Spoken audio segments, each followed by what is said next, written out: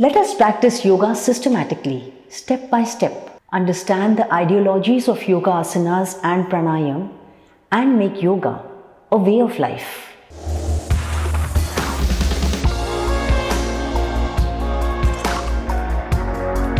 When you balance your body, you balance your emotions.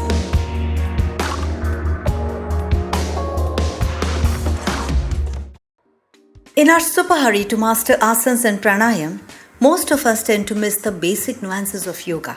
Breathing is the most important aspect of our life, and most of us do not breathe correctly.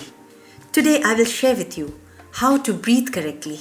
First, sit in a comfortable sitting posture. Initially, if you are not comfortable to sit cross-legged, you may sit on a chair.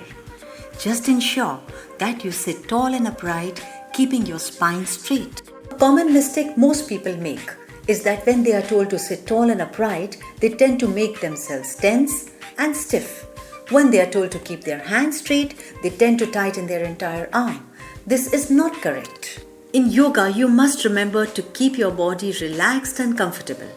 Otherwise, your attention gets diverted to your physical discomfort and you are not able to focus on your basic asana. The correct breathing technique is to breathe to the full capacity of your lungs.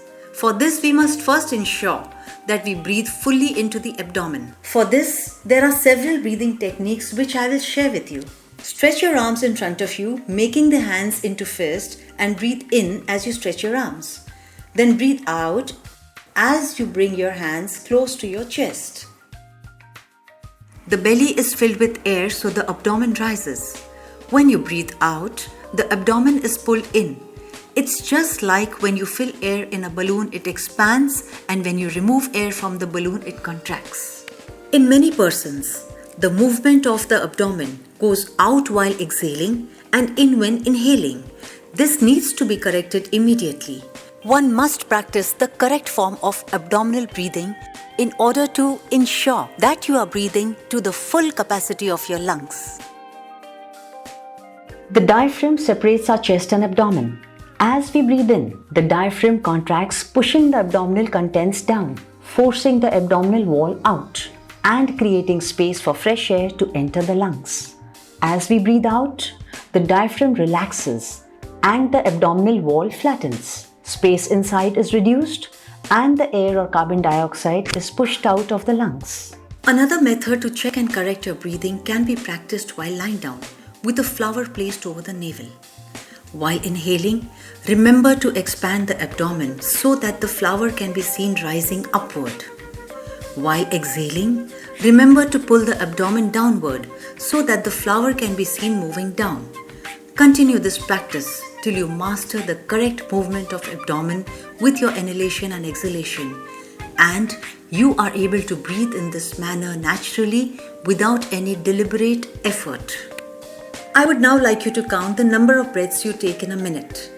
One breath is equivalent to an exhale and an inhale.